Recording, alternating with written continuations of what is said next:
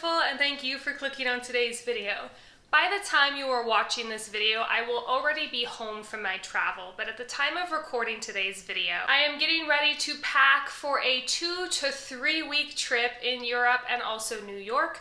Today is Wednesday, and I am leaving Friday to go to New York for the weekend and then fly to Poland out of New York to spend a couple of days with my husband's family. And then the rest of the trip, which has not entirely or really at all been planned yet, is gonna be all over the rest of Europe for about, like I said, 2 to 3 weeks.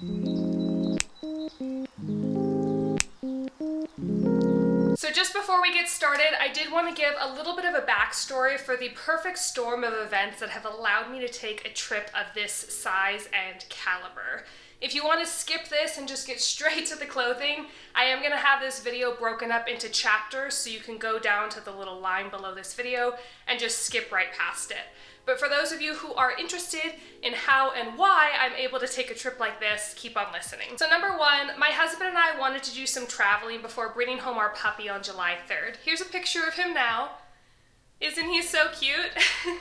So we wanted to do some traveling before we brought the puppy home because we know, similar to having a baby, but not at all similar to having a baby, I know having a baby is much more difficult, don't yell at me in the comments, but similar to having a baby or any other responsibility, when your puppy is a puppy and not trained and not vaccinated, you can't really go anywhere. So we wanted to get some traveling done before we were essentially like chained to the house for the next year or two.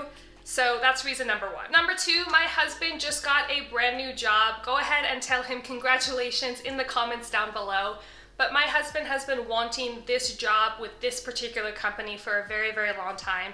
And I'm so proud of him. However, with the lapse of time in between both jobs, he was able to contractually negotiate some time in between. He has his 2 weeks for his old job, and then instead of just immediately starting the new job, he's been able to work out with the new job to take an additional amount of time in between, unpaid. So we have some time that essentially worked out perfectly before the puppy to be able to travel. And number four, this is kind of a long one. We have a friend who is Moldovan, and he has a wife who is currently stuck in Russia. She was supposed to come over pre-COVID via winning the citizenship lottery. However, COVID happened very, very shortly after her paperwork started happening, and pretty much put a complete standstill on her ability to garner citizenship into the United States. And now, because of the war that Russia has started, or rather the Kremlin has started, the paperwork is like pretty much at a complete standstill. So our friend is here in the US with a house that he bought to start a family with his wife, who is stuck in Russia. So because she has a Russian passport, she's able to travel through the EU pretty much scot-free. And because he has a US passport, he's able to travel through the US pretty easily, or through the EU easily as well. So for the next 3 months, he's flying out there. I believe they're mostly gonna be in Spain, but they're gonna be kind of all over Europe. So for 3 to 4 months, they're gonna be together. And for the first little bit of the trip, they invited us to sort of travel around Europe with them. And again, because of the perfect storm of events that happened leading up to this, my husband and I were able to say yes to the 2 to 3 weeks of the first chunk of their time together. So now that you're entirely caught up with how and why I'm able to take this trip, I am beyond excited, and we're gonna be packing in personal items only, and this is for 2 reasons. Number one, we do still have to very much budget for this trip, and having just a personal item is much cheaper than having a checked bag. And even for some airlines, having like a carry-on bag. There are some airlines that will charge you for a carry-on bag. So if you can fit it under your seat, then it's fine, and you don't get charged additional for your plane fare. Additionally, it's just easier to travel around because there are gonna be likely certain areas in Europe that we're only in for a night or two. It's far more feasible to travel around with just this on your back rather than this plus a rolly suitcase. So for both budget and also ease of travel, this is what we had to do. Because this trip is not entirely planned out yet, I am packing just the least bit blind. I know what continent I'm gonna be on, but I don't know what countries I'm gonna be in.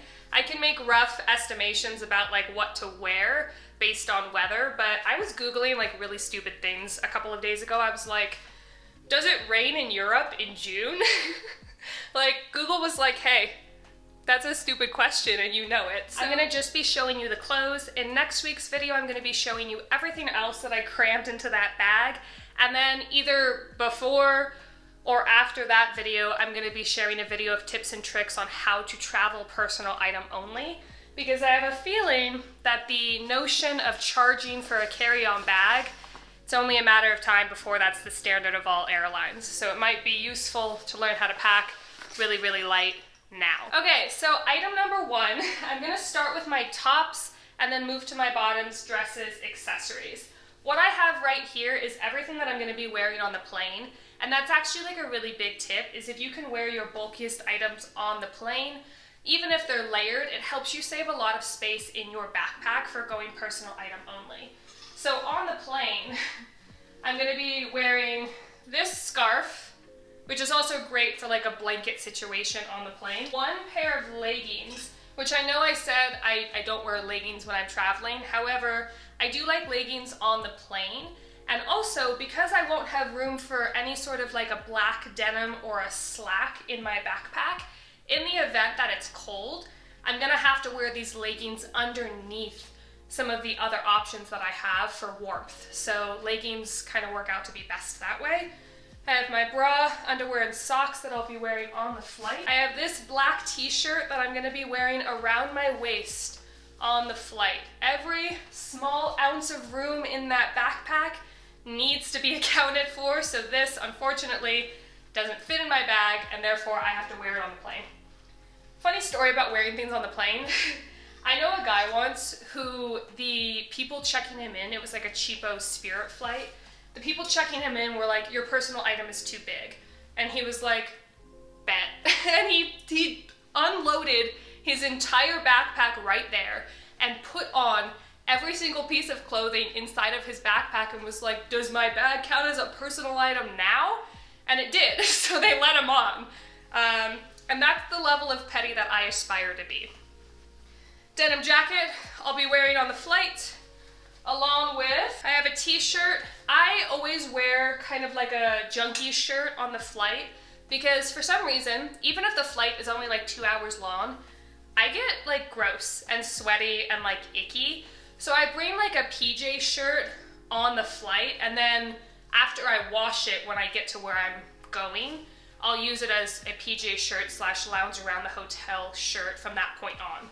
So this is my only like lounge shirt, and I'll be wearing it on the plane. This white button-up that I'll be wearing on the plane, in addition to this long cardigan, because again, we're saving space in that backpack of mine. What's great about this option also is in the event, because it's spring, early summer, just like here in the United States, in Europe, the temperature can fluctuate from very hot to a bit chilly, especially at night. And I don't have space for like a coat. So layering provides warmth, and it also provides space and options as far as packing.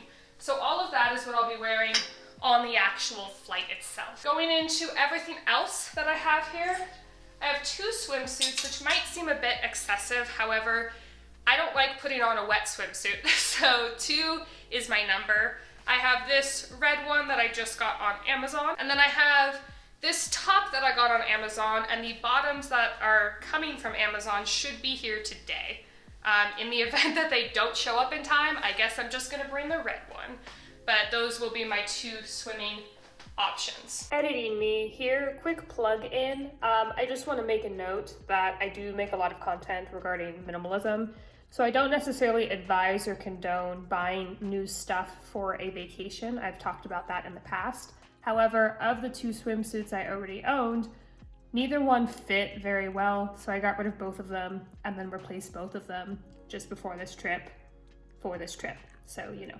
Moving on to tops, I have 1, 2, 3, 4, 6 tops, and these again can be layered or worn by themselves, however it sort of plays out. I have 1 t-shirt, which would be great again in that cooler weather with a sweater because it does actually cover the shoulders. And this t-shirt has a little bit of a ruffle on it, so it's a little bit fancier than your average t-shirt, and it's just a solid red. This is just a silk little blue tank top. Super cute, works with all of the bottoms that I'm gonna be bringing except for my red skirt. Then I have this silk white tank top, goes with absolutely everything, can also be worn under things for like an additional layer of warmth. I have a red tank top, which I got at Plato's Closet, I think possibly from Thread Up, and it's just a little eyelet tank top in a nice cotton. And then I have two tank tops that are just solid. So this is like a beigey cream, and this is a black. Again, they go with everything. They don't wrinkle super easily, easy to pack, easy to wash. Moving on to dresses, I'm bringing just two of them. I have this blue dress that I love. I don't need to wear a bra with it, and it hardly ever wrinkles. What's great about this dress is I can also wear this long black skirt over it. So it goes from a dress to a top, making it two outfits instead of one. So I like this a lot. And then just a classic black silk dress. Can't go wrong with it, folds up really easily. Same thing with that dress, the blue one. I can also tuck it in and have it be a long dress situation as opposed to a short one, making it two outfits instead of one. Moving on to bottoms, I have one pair of black flowy palazzo pants. These are great for summer, they're super breezy, but what even more importantly, in the event that it's cold, it's very easy to wear leggings under them and not have it like ruin the way that they look. And again, because I can't bring slacks or jeans or anything really warmer, that's gonna be my option in the event that it is cold. If it's even colder than that, which I don't predict, I'll just have to buy something. This red skirt, which is sort of a T-length skirt, it goes just below my knees, which makes it appropriate if I were to go to a church or something as well. And that's just a nice, cute little red, super breezy. Can't wear leggings under this one, but that's okay. And then my last bottom is gonna be this black flowy skirt, which also made an appearance in my Capsule wardrobe lookbook, along with most of these clothes. It can be worn over any of the tops that I'm packing. It can be worn in conjunction with the two dresses that I'm packing. I think it's very versatile. It goes with my sweater, it goes with my jean jacket. Super great. Again, doesn't wrinkle very easily, so it's a good option for travel. Moving on to accessories, I have obviously the backpack that I'm gonna be bringing everything in, if you count that as an accessory. And then I have my one and only purse. I did want to bring this plus a clutch, but unfortunately I just don't have the room for it. So this is my one purse. This is the largest purse that I own, and I like it when I travel to Europe. I find that when I'm not using a vehicle to hold sort of like daily necessities in, I do end up needing to carry more with me. So I always bring my largest purse when I'm traveling, just so I can kind of have everything with me. What's great about this is it can be worn like this, kind of more feminine, and then it can also be worn like this, so I'm less likely to be pickpocketed. So it makes it a really good option. Moving on to shoes, I'm bringing 2.5 pairs, 3 pairs kind of. So I have my one and only pair of like summer sandals. These are Birkenstocks. They are new because I recently did, not recently, like 8 months ago, I did a shoe declutter, and I determined that I don't like sandals because when your foot is flat on the ground, it hurts, and then also your feet get dirty. But then, after decluttering all of my sandals, I realized there was kind of a need in my closet for sandals. So I very intentionally purchased these, which are a my nude color. They go with everything, and they're thicker, so they're not only more comfortable, but your feet are less likely to get dirty. So Birkenstocks for the win. My other pair of shoes is a pair of red Keds, which again go with everything. I can wear them with the red, I can wear them with the neutrals, I can wear them with the blue. I think they look good with just about everything that I have packed here. And then just stuffed inside are the little socks that I wear with them. And then lastly, I actually decluttered these, and I tried to sell them at Plato's Closet recently and they didn't accept them, which I'm actually grateful for because they're perfect for this trip. But these are just a pair of like Old Navy flip-flops, and while on the beach, these are gonna be perfect, just sort of little beach sandals. So I'm bringing those because I know we're going to be going to the beach more than likely, so those are a good buy. Last but not least are my undergarments. I always overpack underwear. I wish I could bring even more underwear than what I'm bringing. I know that probably right around day 6 or 7 is when I'm gonna be doing laundry, but I have like, if I had to guess, probably like 17 pairs of underwear. I swear I always use them though, you guys. Like, if you go swimming in the middle of the day or you're sweaty or like whatever, I always use all the underwear I bring. So I'm bringing like a million pairs of underwear. I have 2 camisoles, either as an undershirt for warmth or as pajamas.